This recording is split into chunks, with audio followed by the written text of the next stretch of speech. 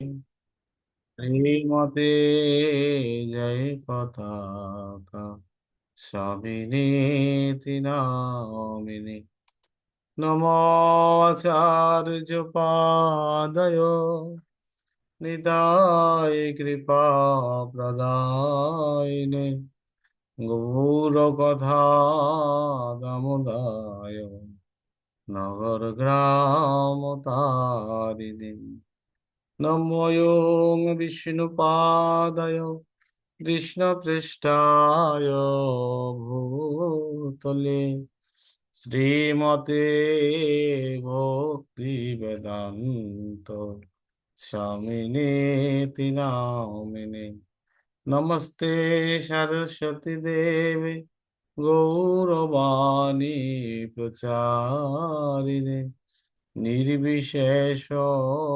শূন্যবাদী পশ্চাৎদেশতারিণে নমো মহাবদান্যায় কৃষ্ণ প্রেম প্রদায়তে কৃষ্ণায় কৃষ্ণ চৈতন্য নাম্নে গৌরতেশ নমঃ। হে কৃষ্ণ করুণা সিন্ধু দীনবন্ধু জগৎপতে গোপীশ গোপিকা কান্ত রাধাকান্ত নমস্তুতে তপ্ত কাঞ্চন গৌরাঙ্গী রাধে বৃন্দাবনেশ্বরী বিষবানুসুতে দেবী প্রণমামি হরিতে বাঞ্ছাকল্পতরুভ্যশ্চ কৃপা সিন্ধু মেব চ পতিতানাং পাবনেভ্যো বৈষ্ণবেভ্যো নমো নমঃ।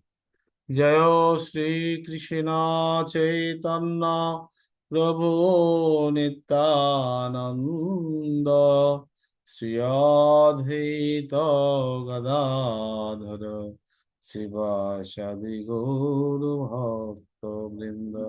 হরে কৃষ্ণ কৃষ্ণ কৃষ্ণ কৃষ্ণ হরে হরে হরে রাম হরে রাম রাম রাম হরে হরে। ওং নমো ভগবতে বাসুদেবায়। ভগবতে বাসুদেবায়। ওং নমো ভগবতে বাসুদেবায়। ওম ভগবতে বাসুদেবায়। ওং নমো ভগবতে বাসুদেবায়। ভগবতে বাসুদেবায়। সর্বম তৎ ইদম আখ্যাতম সর্বম তদিদমখ্যাতম যৎপৃষ্টহম তয়া ন যৎপৃষ্টহম ত্বয়া ন জন্ম কর্ম রহস্যম মে জন্ম কর্ম রহস্যং মে ভবত চ আত্মতোষণম ভবত চ আত্মতোষণম সর্বম তৎ ইদম আখ্যাতম সর্বম তদিদমখ্যাতম যৎপৃষ্টহম তয়া ন যৎপৃষ্টহম ত্বয়া ন জন্ম কর্ম রহস্যম মে জন্ম কর্ম রহস্যং মে ভবত চ আত্মতোষণম ভবত চ আত্মতোষণম সর্বম তদিদমখ্যাতম সর্বম তৎ ইদম আখ্যাতম যৎপৃষ্টহম ত্বয়া ন যৎপৃষ্টহম তয়া ন জন্ম কর্ম রহস্যং মে জন্ম কর্ম রহস্যম মে ভবত চ আত্মতোষণম ভবত চ আত্মতোষণম। হরে কৃষ্ণ। আপনারা কৃপা করে শ্লোকটা পাঠ করবেন।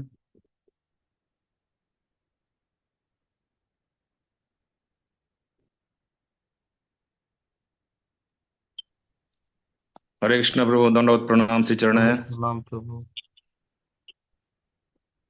সর্বং তৎ ইদম অখ্যাতম সর্বম তদ ইদম আখ্যাতম যৎ পৃষ্ট অহম তয়া অনগ যৎপৃষ্ট অহং তয়া অনঘ জন্ম কর্ম রহস্য মে জন্ম কর্ম রহস্যম মে ভগবত চ আত্মদূষণম। ভবত চ আত্মতুষনম। হরে কৃষ্ণ, ধন্যবাদ।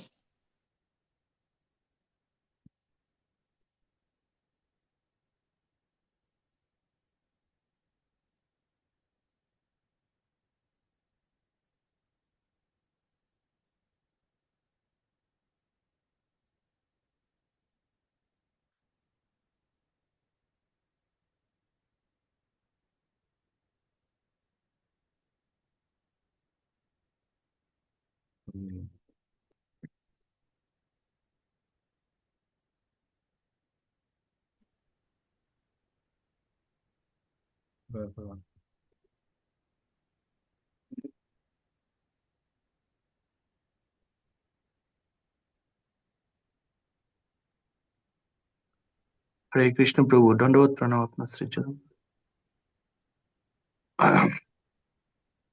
সর্বম তদ ইদম আখ্যাতম সর্বম তৎ ইদম আখ্যাতম যৎ পৃষ্টহম তয়া নগ যৎপৃষ্ট অহং তয়া ন কর্ম কর্ম মে জন্ম কর্ম রহস্যম মে ভবতশ্চ আত্মতুষণম। ভবত চ আত্মতুষনম। হরে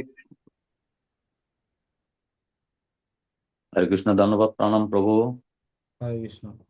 সর্বম ইদম আখ্যাতম সর্বম তৎ ইদম আখ্যাতম যৎ পৃষ্ট অহম তয়া যৎ পৃষ্ট অহং তয়া অনঘ জন্ম কর্ম রহস্যাম অনগ জন্ম কর্ম রহস্যম মে মে ভবত চ আত্মতোষণম। মে ভবত চ আত্মতুষনম।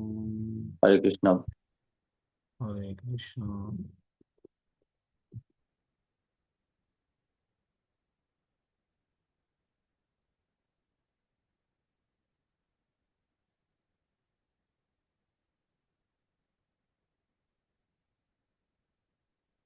হরে কৃষ্ণ।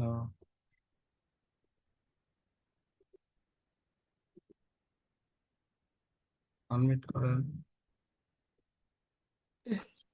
হরে কৃষ্ণ প্রণাম। তত ইদম অখ্যাতম সরম তদ ইদম আখ্যাতম যৎ পৃষ্ঠ অহম ত্রয়া অনগ যৎ পৃষ্টহম তয়া ন জন্ম কর্ম রহস্যম মে জন্ম কর্ম রহস্যম মে ভবত চ আত্মতুষণম। ভবত চ আত্মতুষনম। হরে কৃষ্ণ প্রণাম।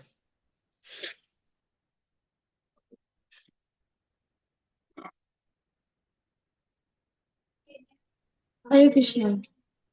হরে কৃষ্ণ। সর্বম তদিদমাখ্যাতম সর্বম তদিদম আখ্যাতম যৎপৃষ্ট অহং তয়া অনঘ যৎ পৃষ্টহম তয়া ন জন্ম কর্ম রহস্যম মে জন্ম কর্ম রহস্যম মে মে ভবত চ আত্মতোষণম।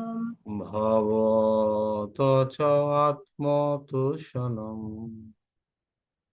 সর্বম সর্বম সমস্ত সমস্ত তৎ তৎ তা তা ইদম ইদম এই এই আখ্যাতম আখ্যাতম বর্ণনা করা হয়েছে বর্ণনা করা হয়েছে যৎ যৎ যা কিছু যা কিছু পৃষ্ঠ পৃষ্ঠ হওয়া জিজ্ঞাসিত হয়ে জিজ্ঞাসিত হয়ে অহম অহম আমি আমি দয়া দয়া তোমার দ্বারা তোমার দ্বারা অনক অনব নিষ্পাপ নিষ্পাপ জন্ম জন্ম জন্ম জন্ম কর্ম কর্ম কর্ম কর্ম রহস্যম রহস্যম রহস্যজনক রহস্যজনক মে মে আমার আমার ভবত ভবত তোমার তোমার চ চ এবং এবং আত্ম আত্ম আত্ম আত্ম তুষণম তুষণম সন্তুষ্টি বিধানের জন্য সন্তুষ্টি বিধানের জন্য।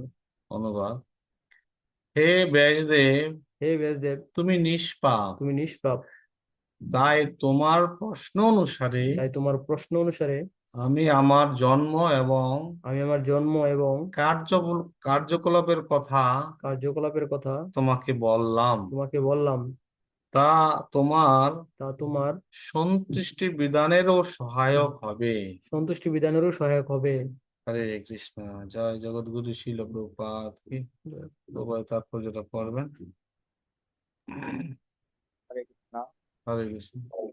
তাৎপর্য: ব্যাসদেবের প্রশ্নের উত্তরে নারদ মুনি ভগবত ভক্তির পন্থার শুরু থেকে চিন্ময় স্তর পর্যন্ত বিশ্লেষণ করেছেন। তিনি বিশ্লেষণ করেছেন কিভাবে সাধু সঙ্গের প্রভাবে ভগবত ভক্তির বীজ তার হৃদয়ে রোপিত হয় এবং কিভাবে সাধুদের বাণী শোনার ফলে ধীরে ধীরে তা বর্ধিত হয়। এই শ্রবণের ফলে জড় বিষয়ের প্রতি তার এতই অনাসক্তি আসে যে তিনি তার একমাত্র আশ্রয় তার মায়ের মৃত্যু সংবাদকে ভগবানের আশীর্বাদ রূপে গ্রহণ করেছিলেন এবং তৎক্ষণাৎ ভগবানকে পাওয়ার উদ্দেশ্যে গৃহত্যাগ করেছিলেন। তাই তার ভগবানকে দর্শন করার ঐকান্তিক বাসনা চরিতার্থ হয়। যদিও জড় চক্ষু দিয়ে কারোর পক্ষেই ভগবানকে দর্শন করা সম্ভব নয়। তিনি আরো বিশ্লেষণ করেছেন যে শুদ্ধ ভগবত ভক্তি অনুশীলন করার ফলে তিনি কিভাবে কর্মফলের বন্ধন থেকে মুক্ত হয়েছিলেন এবং কিভাবে তার জড় দেহ চিন্ময় দেহে রূপান্তরিত হয়েছিলেন।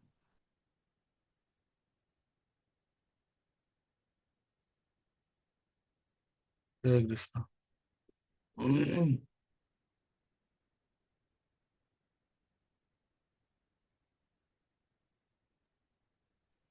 হরে কৃষ্ণ প্রভু, শ্রীচরণ কমলে দণ্ডবত প্রণাম। হরে কৃষ্ণ। এবং কিভাবে তার জড়দেহ চিন্ময় দেহে রূপান্তরিত হয়েছিল। চিন্ময় শরীরের কেবল ভগবানের শুদ্ধ ভগবত ভক্তদেরই রয়েছেন।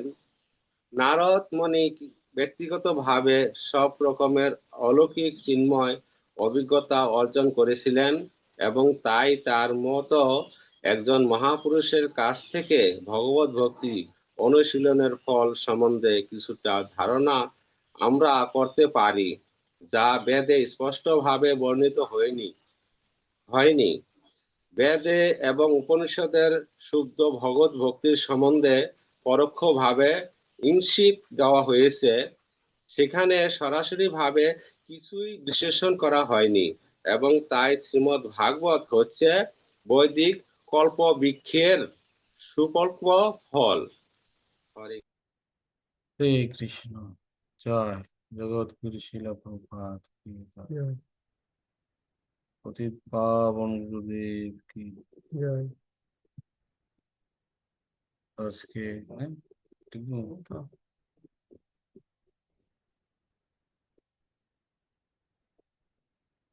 ঠিক দিতে পারি।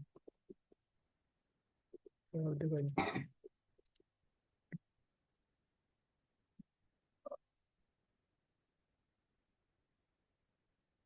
আজকে আমরা শ্রীমদ্ ভাগবতমের আমরা প্রথম স্কন্ধে ষষ্ঠ অধ্যায় 37 নম্বর শ্লোকটি আমরা শ্রবণ করেছি। এখানে ছিল নারদ মুনি তার জন্ম এবং কর্মের কথা এখানে বলেছেন। তো এই স্কন্দের 6ষ্ঠ অধ্যায় থেকে যেগুলো আমাদের শেখায় যে একজন শুদ্ধ ভক্ত কিভাবে গড়ে উঠবেন। তো 36 নম্বর শ্লোকে নারদ মুনি ব্যাসদেবকে তার জন্ম ও কার্যকলাপের কথা বলেছেন, কিন্তু এটি কোনো সাধারণ আত্মজীবনী নয়, এটি আমাদের জন্য এক গভীর আধ্যাত্মিক শিক্ষা। এখানে নারদ মুনি দেখিয়েছেন যে ভগবত ভক্তি কিভাবে ধাপে ধাপে হৃদয়ে বিকশিত হয়। নারদ মুনি এখানে দেখিয়েছেন।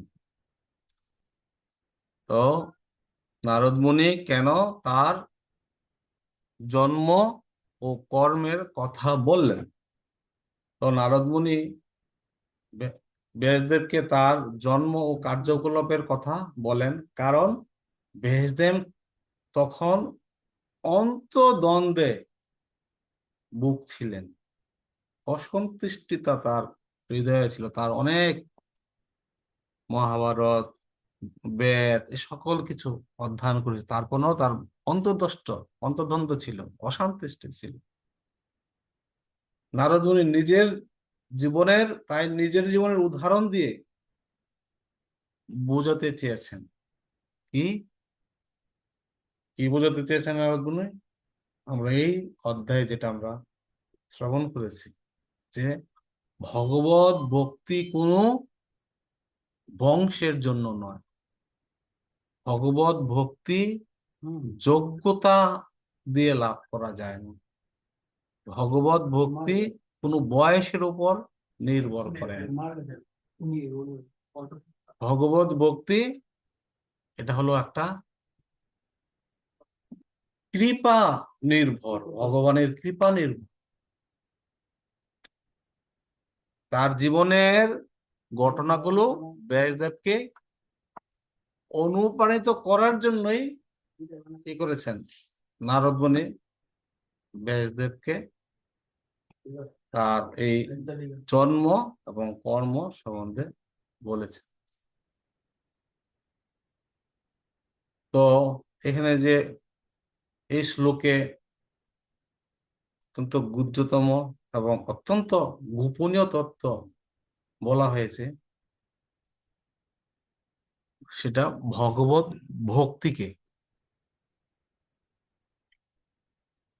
কারণ ভক্তি কেবল তত্ত্ব নয়, এটি অনুভূতির বিষয়। ভক্তিটা হলো এটা একটা অনুভূতি, এটা শুধু তত্ত্ব নয়, এটা অনুভূতির বিষয়।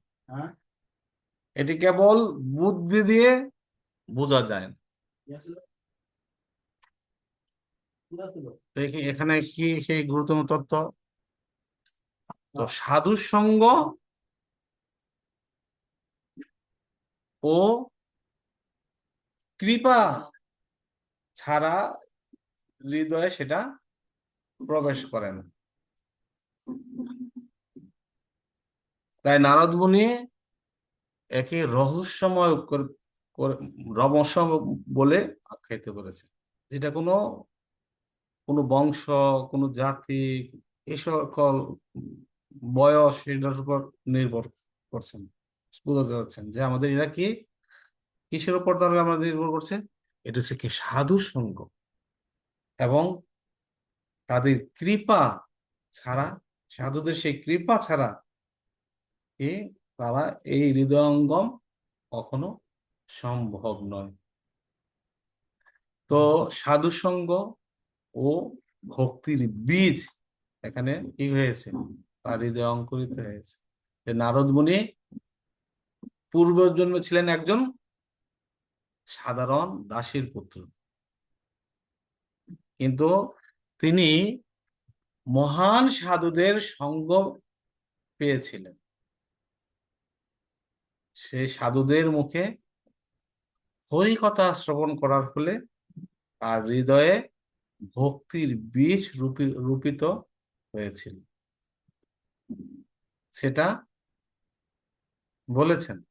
তার কিভাবে ভক্তির বীজ তার রূপিত হয়েছে। তো নারদ মুনি সেটা ব্যাখ্যা করেছেন।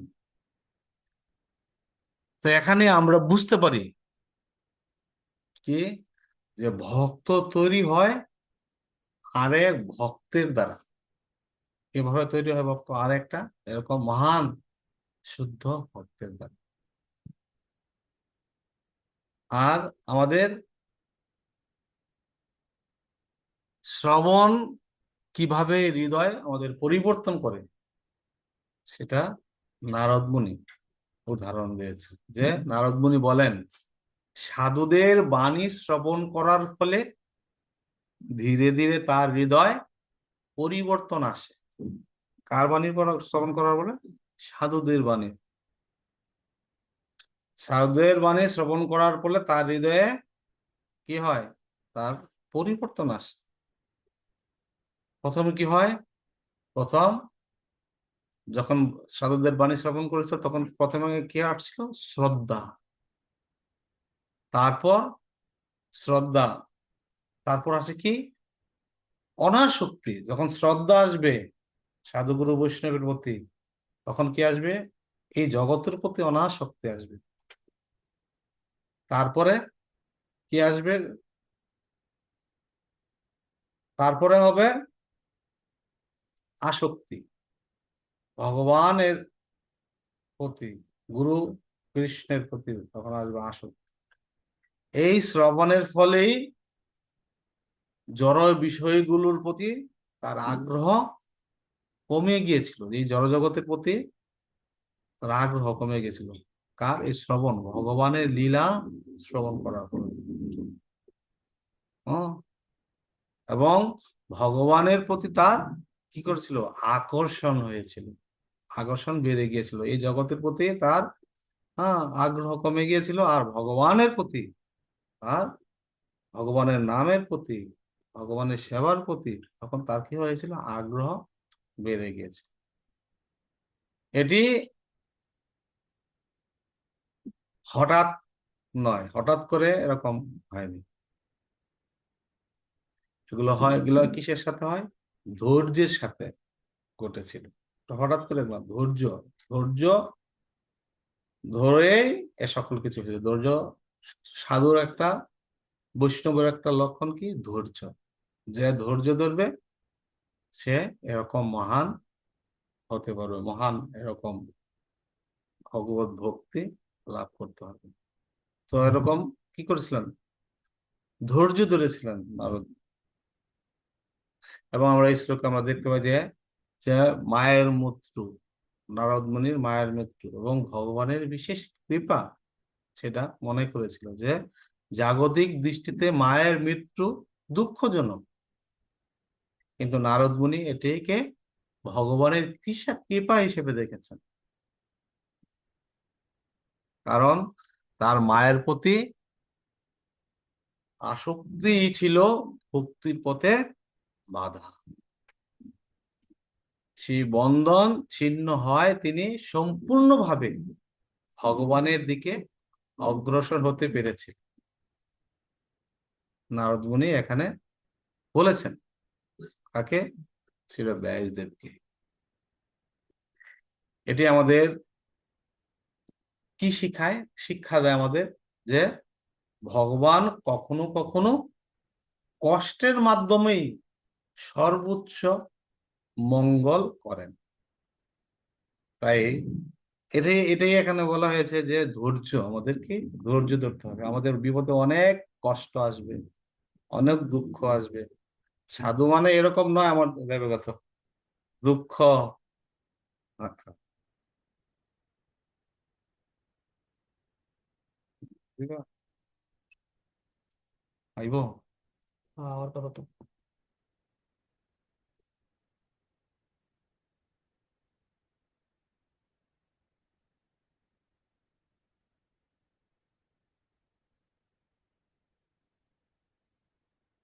ऐसे হুম, आइए हमारे নিশ্চয় বললে আইসি।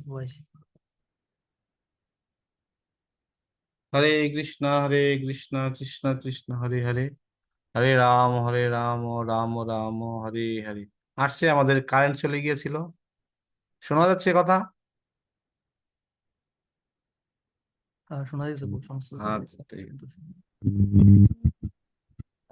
আছে। আচ্ছা,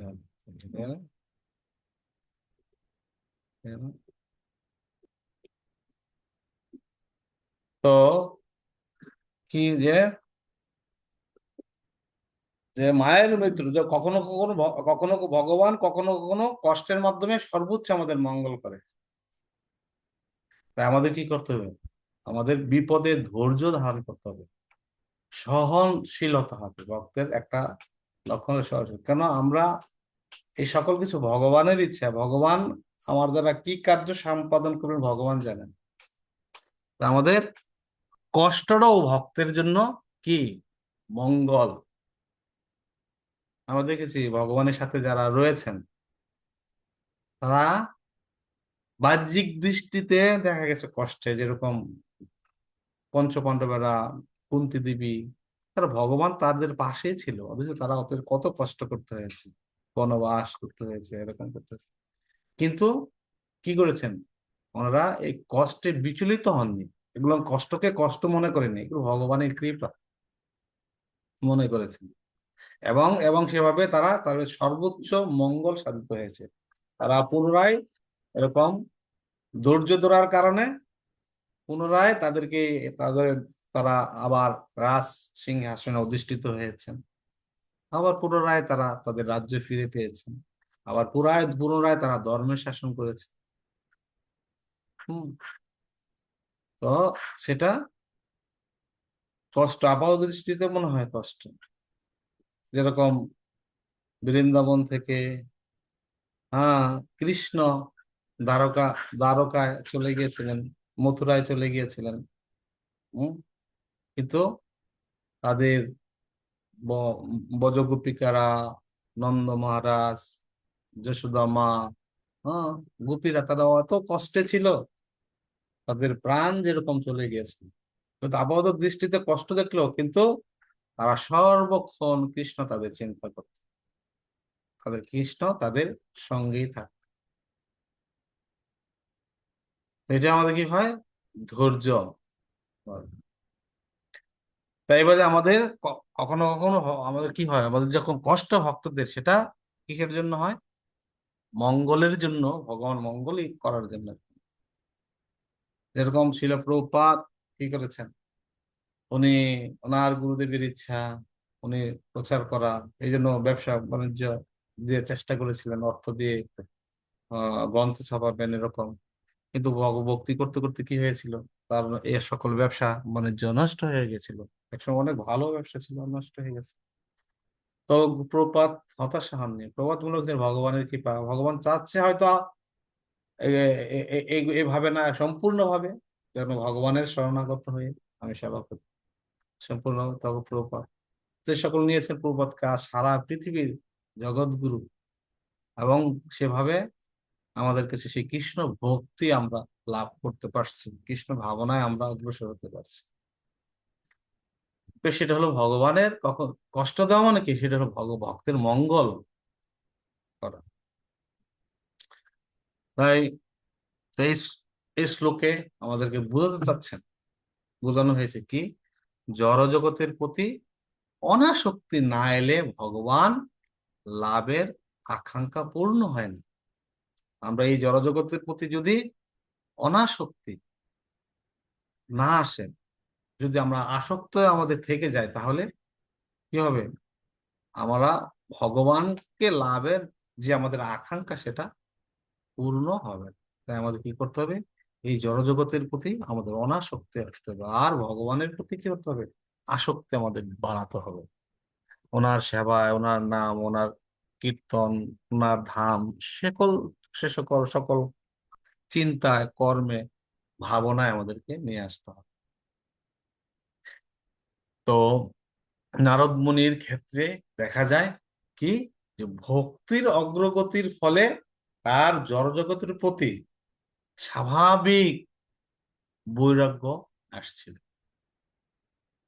নারদ মুনির ক্ষেত্রে কি, যে ভক্তি তার যত অগ্রগতি হচ্ছে, তার ফলে যত অগ্রগতি হবে আমাদের আমাদের যত ভক্তির অগ্রগতি হবে, তত আমরা কি আমাদের স্বাভাবিক আমাদের বৈরাগ্য আসবে।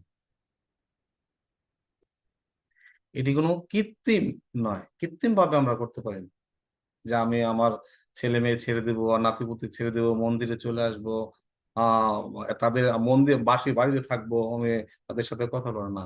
যত আমার ভগবত ভক্তি আমাদের বাড়বো, ভগবানের প্রতি আমার যত আসক্তি বাড়বো, ততই ভাবে আমাদের এই জগতে আসক্তি আমাদের কমতে থাকবে। তো এটা হলো আমাদের ভক্তির অগ্রগতি। আমরা যত ভক্তির অগ্রগতি হবে, ততই আমাদের কি হবে, স্বাভাবিক বৈরাগ্য আসবে। বৈরাগ্য বৈরাগ্য মানে কি? বৈরাগ্য ভগবানের প্রতি এই সকলের প্রতি কোনো বিষয় বিরক্ত, বিষয়ের প্রতি তার কোনো অনুভব থাকবে না। খাওয়া পড়া, ভোগ বিলাস, ঘর সংসার, স্ত্রী পুরুষ, সন্তান সন্ততি, অর্থ বাণিজ্য, এই সকলের ভিতর তার মোহ থাকবে না। সে সে কি করবে? সে ভগবত ভাবনায় থাকবে, সবসময় কৃষ্ণের সেবায় থাকবে, কৃষ্ণের চিন্তায় থাকবে। অবশ্যই রক্ষিবে কৃষ্ণ বিশ্বাসে পাবে। তো কি করেছেন? তো নারদ মুনি ক্ষেত্রে আমরা কি দেখছি, তখন সেভাবে উনি কি করেছেন, যখন তারা ভক্তি বেড়েছেন, তার আস্তে কি ওই বৈরাগ্য অটোমেটিক চলে আসছে। সেটা কিরকম ভাবে? তো ভগবত ভক্তি অনুশীলনের ফলে নারদ মুনি কর্মফলের বন্ধন থেকে মুক্ত হয়েছিলেন। যখন ভগবত ভক্তি অনুশীলন করেছেন, তখন তার এই কর্মফল, সে কর্মফল থেকে কি হয়েছে? মুক্ত হয়েছে। কারণ ভক্তি করলে কর্ম আর নিজের থাকে না। আমরা যখন ভক্তি করব, তখন কর্ম আর নিজের থাকে না, সবকিছু ভগবানের সন্তুষ্ট বিধানের হয়। তখন সে সকল কর্মগুলো কার হয়? ভগবানের সন্তুষ্ট বিধানের। তাই কর্ম আর বন্ধনের আমাদের কারণ হয় না। যে সে সকল আমরা কর্ম করি, সেগুলো আমরা কোনো বন্ধনের, সেগুলো আমাদের এই ভববন্ধনের কারণ হবে না। সেই কর্মটা কার জন্য হবে? কৃষ্ণের জন্য হবে কর্ম। তো নারদ মুনি তার ফল হিসাবে তার কি দেখে, নারদ মুনি পরবর্তীতে চিন্ময় দেহ লাভ করেন। এই জড় দেহ নয়, সম্পূর্ণ আধ্যাত্মিক এই দেহ দিয়েই তিনি ভগবানের লীলা কীর্তন করেছেন। কিন্তু এই দেহ দিয়েই উনি ভগবানের লীলা স্মরণ করেছেন, লীলা কীর্তন করেছেন, ভগবানের নাম করেছেন, এই দেহ দিয়েই করেছেন। কিন্তু এই দেহটা তখন কি হয়, যে তখন চিন্ময়, তখন ভগবানের জন্য হয়, তখন সেটা কর্ম বন্ধনের আটকায় না। তো এটি প্রমাণ করে কি, ভক্তি কেবল মুক্তি দেয় না, ভগবানের নিত্য সেবার যোগ্যতা দেয়। ভক্তি আমাদের কি করে? ভগবানের নিত্য প্রেমময়ী সেবায় আমাদের সেই যোগ্যতা দেয়। তখন আমরা ভক্তি করব। ভক্তি মানে প্রেম, ভক্তি মানে ভালোবাসা, ভক্তি মানে শরণাগত, ভক্তি মানে সমর্পণ ভগবানের প্রতি, গুরুদেবের প্রতি। তো তো ভগবান দর্শন, তো নারদ মুনি এখানে স্পষ্ট করেন আমাদেরকে কি, সেটা হলো জড় চোখ দিয়ে ভগবানকে দর্শন করা যায় না, ভগবানকে দেখা যায় না। কিন্তু ভক্তির মাধ্যমে চেতনা যখন শুদ্ধ হয়, তখন ভগবান নিজেই প্রকাশিত হন। আমরা ভগবানকে দেখার জন্য চেষ্টা করতে হবে। আমাদের যখন আমরা ভক্তি করব, তখন আমাদের ধীরে ধীরে চেতনা আমাদের শুদ্ধ হবে। তো ভগবান আপনা থেকেই কি করবেন? আমাদের হৃদয়ে প্রকাশিত হবে। তাই দর্শন হলো কৃপাজনিত, ভগবানের কৃপা, ইন্দ্রিয় জনিত নয়, ইন্দ্রিয়ের জনিত নয়, সে সকল ইন্দ্রিয়ের কারণ নয়, সেটা হবে ভগবানের কৃপার নির্ভর দর্শনটা। আমরা ইন্দ্রিয় দিয়ে আমরা ভগবানকে দর্শন করতে পারবো, ভগবান যদি দয়া না করেন আমাদের। তো ভাগবতম কেন এই বেদের সুপক্ষ ফল? বেদ উপনিষদে ভক্তির সে সকল ইঙ্গিত রয়েছে, আমরা শ্রবণ করেছিলাম। বেদ এবং উপনিষদে যে সকল ভগবত ভক্তি সেগুলোর মধ্যে ইঙ্গিত রয়েছেন, লেখা রয়েছেন, করার জন্য এগুলো রয়েছেন, এ সকল কিছু ফর্মুলা রয়েছে। কিন্তু শ্রীমদ্ ভাগবতে ভক্তির পরিপূর্ণ বিকাশ দেখা যায়। ভাগবতের মাধ্যমে কি যে ভক্তি, সেটা পরিপূর্ণ বিকাশ সেটা দেখতে পাওয়া যায়। তাই একে বলা হয়েছে কি নিগম কল্পতরু, নিগম কল্পতরুর গলিতম ফলম। নারদ মুনির জীবন অত্যন্ত কি তার সেটা প্রাণবন্ত, নারদ মুনির জীবন তার জীবন্ত সেটা প্রমাণ। কি করেছেন? তাই তিনি সেভাবে তার ভগবত ভক্তি কি করেছেন? সেই সকল বৈষ্ণবদের কৃপা আবিষ্কৃত হয়ে এভাবে ভক্তি করেছেন এবং এভাবে তাদের নির্দেশনা জীবন যাপন করেছেন এবং তাকে সে চিন্ময় দেহ লাভ করেছেন। এবং উনি তার জীবনে চিন্ময় দেহ লাভ করে সারা ব্রহ্মাণ্ডে ভ্রমণ করে বেড়েছেন, ভগবানের সঙ্গ লাভ করেছেন।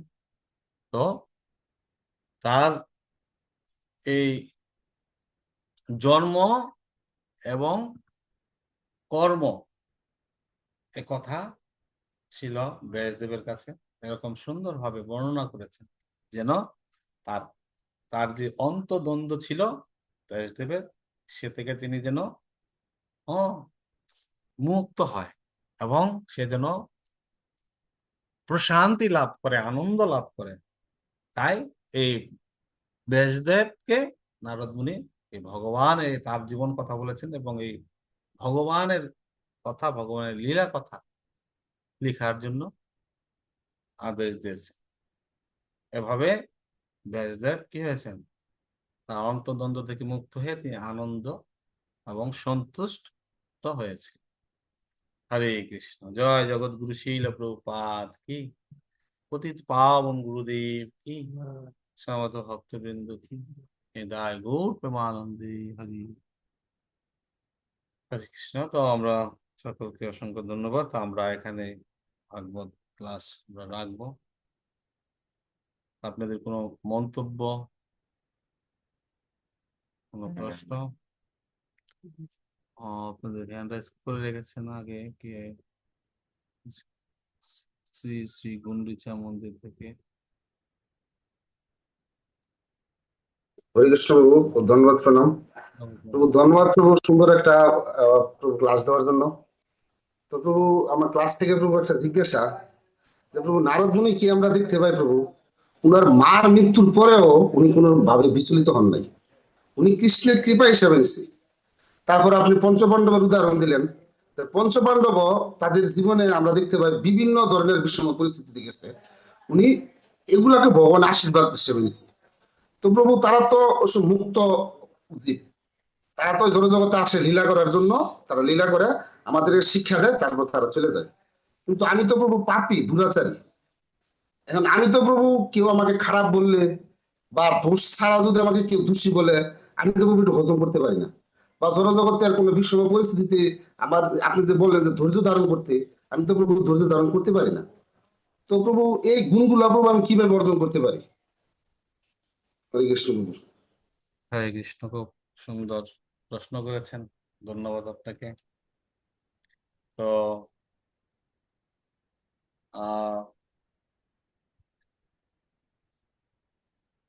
নারদ মুনি যদিও উনি নিত্য মুক্ত শুদ্ধ বৈষ্ণব চিন্ময় উনি স্তরে ভগবানের পার্ষদ ভগবান স্বয়ং, তো তারা এই জগতে লীলা করার জন্য আসে। কেন আসেন? এই জগৎ জীবদেরকে শিক্ষা দেওয়ার জন্য, কিভাবে আমরা এই মায়ার বন্ধন থেকে আমরা মুক্ত হতে পারি, দুঃখ যন্ত্রণা থেকে মুক্ত হতে পারি। তো তারা যে এই জগতে আসে, তারাও কিরকম, তারাও কিন্তু ধরুন আপনার পরম পাবন প্রভু আপনি কি করেন, যে এরকম করছেন কোনো একটা আপনার যখন একটা অভিনয় করবেন, অভিনয় কিসের করবেন, যে আপনি একটা লেবারের অভিনয় করবেন, যে কি আপনার কাজ হলো লেবারি, মাথায় বস্তা নিয়ে উঠাবেন নামাবেন টাকে তুলবেন। আপনার এই লেবারের অভিনয়টা যখন যখন করবেন, আপনার কিন্তু এরকম না শুধু এটা অভিনয়, এটা আপনার আপনার দৈহিক কিন্তু কষ্ট ঠিকই হবে, কারণ এটা মাথায় তুলবেন না, আমরা কিন্তু দৈহিক কষ্ট ঠিকই হবে। আমি এটা আপনাকে বুঝতে চাচ্ছি যে ভগবান যে উনি কত দয়ালু, উনি যে কত করুণাময় ভগবান। ওনার রাম যিনি শত সহস্র লক্ষ্মী দেবে তার সেবা সম্পাদন করেন, পৃথিবী দানের জন্য সবসময় যথেষ্ট। আর ভগবান আর নারদ মুনি যিনি সবসময় ভগবানের সেবা করে আত্মতৃপ্ত, ওখানে কোনো দুঃখ কোনো কষ্ট নেই। ওনারা এই জগতে এসে সেই দুঃখ কষ্টগুলো কিন্তু করেন কেন? আমাদেরকে ওনারা করুণা করে আমাদেরকে সেই কষ্ট সে সকল করে আমাদের শিক্ষা প্রদান করে, যেন আমরা এ থেকে আমরা কষ্ট থেকে মুক্তি হই, আমাদেরকে পথ দেখায়। তো তারা এরকম করেন। তো আপনার প্রশ্ন হলো যে না, আমরা কেন করতে পারি, আমরা কেন এরকম? তো তো এক ভক্ত একদম খুব সাধু, তার জন্মে কোনো কোনো ভালো গুরুদেবের আজ্ঞা পেয়ে সে ভক্তি জীবন কার্যক্রম করছে, সকল খুব ভালো পরামর্শ হয়েছে, কৃষ্ণ ভাবনা প্রচার করছে, হ্যাঁ, নিজে যাজন যোজন করছেন, হ্যাঁ। তো তার ইচ্ছা হলো তো যাবে ভগবান দর্শনে, কোথায়? পুরীতে। আগের দিনে ওই সময় তো অনেক হেঁটে যেতে হতো, বন পথে এরকম যেতে। তো সকল কাছে তার শিষ্যগণ বা অন্যান্য যারা আছে তাদের কাছে বলে যাচ্ছে যে আমি এখন জগন্নাথ দর্শনে যাব, আমি ভগবান জগন্নাথকে দর্শন করলে আমার আমার পূর্ণ হবে, আমার আমার অত্যন্ত আনন্দিত হবে স্বয়ং ভগবান।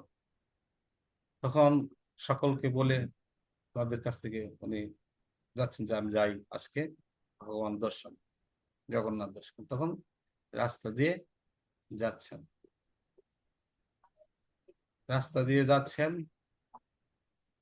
তখন অনেক জায়গায় গেল, একটা গহীন একটা জঙ্গল পড়লো। তো গহীন জঙ্গলে যখন পড়লো, তখন কিছু কতগুলো এরকম মানে রাক্ষস ধরনের তাদেরকে আক্রমণ করলো, তাদের অস্ত্র শস্ত্র নিয়ে। তখন বলছে তাদেরকে এরকম অনেকজন, 18 জন এরকম, তাদের মধ্যে সকল বলছে দেখো অনেকদিন পরে পেয়েছি তোমাকে, এখন তোমাকে অনেক তৃপ্তি করে খাবো, এটা সে মারবো তোমাকে, এরকম করছে। তখন সে তাদেরকে বলল আপনারা কেন আমাকে মারতে চান, আমার আমি আপনাদের করেছি না, আমি অনেক দিন পরে আমরা ক্ষুধার্ত, এখন আমরা অনেক দিন পরে এরকম পেয়েছি, আপনাকে তোমাকে খাবো, সেটা আমাদের ইচ্ছা। তখন কি হলো, তখন তাকে বলছে ঠিক আছে, আমি আমাকে আমার আপনাদের মৃত্যুর আগে আমার আমার কাছে একটা চাওয়ার আছে, আমার একটা আপনাদের কাছে আমার ইচ্ছা আছে। সে কি ইচ্ছা? কি বলো ইচ্ছা? কি ইচ্ছা? আমি শুধু জগন্নাথকে দর্শন করব, আর দর্শন করে তোমাদের কাছে আসবো, তখন আমাকে তোমরা মেরে ফেলবে। তখন বলছে, আমরা ওরা বলছে যে না, তুমি তো ওখানে গেলে কেউ কে আর আসে, আমাদের কাছ থেকে কেউ যদি চলে যায় তো কেউ তো আসবে না, তোমাকে কি আমরা বিশ্বাস করি না। তখন বলছে, দেখো আমি সাধু, আমি কখনো মিথ্যা কথা বলি না, আমি এরকম কখনো, অবশ্যই আমি আসবো, তখন যাবো আর আসবো। তখন ঠিক আছে, ছেড়ে দিয়েছে, ঠিক আছে। আর তারা বলছে, তা তুমি যতক্ষণ পর্যন্ত না আসবে আমরা ততক্ষণ পর্যন্ত আমরা রাস্তায় আমরা আছি। তখন কি করেছে,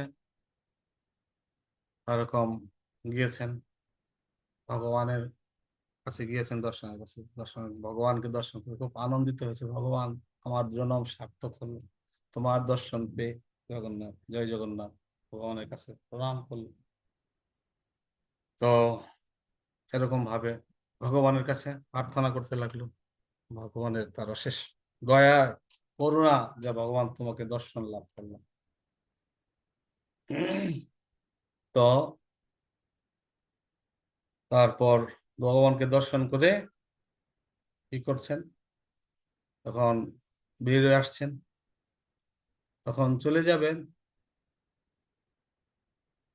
তখন আরেকজন বলছেন যে ভগবান, তার জগন্নাথ তার আরেক ভক্ত, হ্যাঁ, তার ভগবান তো অন্তর্যামী, ভক্তের হৃদয়ে বুঝেন কেন তখন কি করছেন। তখন বলরাম আসছেন, সে বলছেন ছদ্মবেশ ধরে, তো আপনি আসছেন, কিছুদিন থাকেন এখানে, ভগবানকে দর্শন করেন, ভালো লাগবে। না, আমি তো থাকতে পারবো না, আমি একজনকে কথা দিয়ে আসছি যে সে গেলে এরকম এরকম। তো কি বলছেন আপনি, নিজের জীবন বিপন্ন করবেন, যে তাই এই মৃত্যু তাদের কাছে দিয়ে দিবেন বলিদান? না, আমি তাদের কথা দিয়েছি। না, কিরকম হয়, তারা আপনাকে মেরে ফেলবে।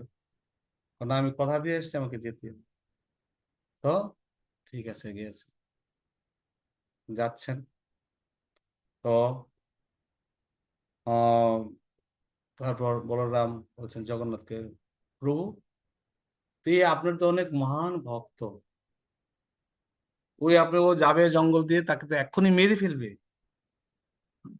তো তো তাকে আপনি রক্ষা করুন। তখন তো বলছে যে সে তাকে কেন মেরে ফেলবে, সে তো কোনো নিষ্পাপ, সে তো একটা তোমার ভক্ত, তার তো কোনো অপরাধ নেই, তাহলে তাকে কেন মেরে ফেলবে তারা, আর তুমি তাদেরকে রক্ষা করবে না? তার অপরাধ কি? তখন ভগবান বলছেন, জগন্নাথ, দেখো, সে এই জন্মে কোনো অপরাধ করে, সে পূর্বে জন্মে সে ছিল রাজা, সে বিনা কারণে পশুদেরকে এরকম যখন করতে গিয়েছিল, এরকম বধ করেছে, এরকম 18 জন একদিন, 18 জন পশু, এরকম পশু বধ করেছিল। তখন সে তার অপরাধ হয়েছে, তাই এ জন্ম সে আবার আসছে। তো সেই জন্য সে 18 জন ব্যক্তি তাকে আবার কি করবে, হত্যা করবে। কেন তাদেরকে হত্যা করেছিল? সে যেরকম কর্ম করেছে সেরকম সে ফল সে পাবে, তাকে হত্যা করবে। কিন্তু তার সৌভাগ্য হলো এটাই, যে জন্মে সে আমার ভজনা করেছে, আমার আরাধনা করেছে, আমার সেবা করেছে, আমার শরণাগত হয়েছে, আমার প্রতি শরণ নিয়েছে, সে আমার উপর নির্ভর করেছে। তো এখন তার কর্ম সমাপ্ত, এখন সে যাবে, আর তাকে আমি নিয়ে যাব। যখন যখন সে ওখানে গিয়েছেন, যাচ্ছেন, তখন ভগবান স্বয়ং তাকে নিয়ে গেছেন, আর তার আত্মাটা, তার দেহটাকে তারা হত্যা করেছে। তো সাধারণ দৃষ্টিতে আমাদের মনে হয় কি, সাধু এত তপস্যা করে, এত সাধনা করে, তারপর তার এরকম ভগবান তাকে রক্ষা করলো না, তাকে ডাকাতেরা, তাকে অসুরেরা তাকে হত্যা করলো। এর পিছনে এরকম লুকাই রয়েছে, এটা ভগবান জানে এবং সাধু জানে। সাধু সবসময় অবিচলিত, ভগবান যা কিছু করেন তার কল্যাণের জন্য। তো আমি আপাতত দৃষ্টিতে মনে হতে পারে কোনো, আমি তো কারো মাথায় বাড়ি দিইনি, কারো কোনো বদনাম করিনি, তাহলে কেন আমার প্রতি দোষারোপ আসলো?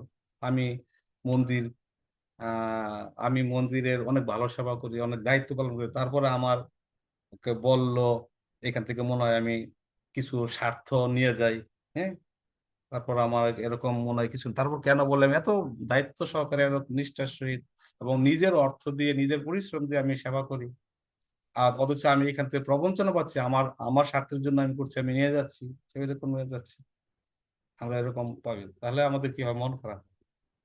আমরা পূর্বের জন্মে, আমরা এখন সাধু হয়েছি, পূর্ব জন্মে কি আসলে আমরা জানি না, আমরা এরকম হয়েছি, আরেকজন নিন্দা করেছি, মন্দ করেছি, তাই আমার নিন্দা মন্দটা আমাদেরকে শুনতে হচ্ছে, অপবাদটা আমাদের শুনতে হচ্ছে।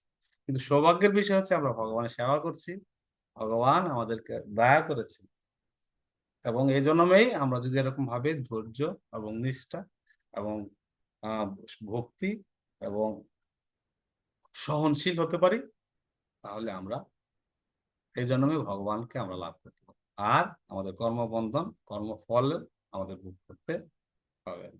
হরে কৃষ্ণ। হয়েছে আপনার?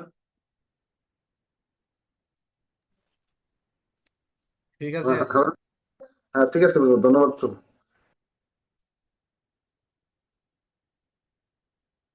সময় প্রভু। হরে কৃষ্ণ, ধন্যবাদ প্রণাম প্রভু শ্রীচরণে। ধন্যবাদ প্রভু, আমার যেটা প্রশ্ন ছিল ইতিমধ্যে পরম পবন প্রভু এই প্রশ্নই করেছেন, এবং আমি এটার যে জানার ছিল সেই উত্তর আপনার মাধ্যমে প্রভু আমি জানতে পারলাম। এটাই এই ধরনের আমার উত্তর ছিল, আর আমি সুন্দরভাবে আমি আপনার এই থেকে এই বলা থেকে আমি উপলব্ধি করতে পারলাম এই প্রশ্নের। এটাই এরকমই আমার প্রশ্ন ছিল প্রভু। হরে হরে কৃষ্ণ। জগৎগুরু শিল প্রভুপাদ কি, জয় সমাজ ভক্তবৃন্দ কি, জয়। নিতাই গৌর প্রেমানন্দে হরি। সকল বৈষ্ণবদের চরণে দণ্ডবত প্রণতি জ্ঞাপন করছি। বাঞ্ছা কল্পতরুশ্চ কৃপা সিন্ধুভ্যশ্চ পতিতানাং পাবনেভ্যো বৈষ্ণবেভ্যো নমো। বাঞ্ছাকল্পতরুভ্যশ্চ কৃপা সিন্ধুবেব চ পাবনেভ্যো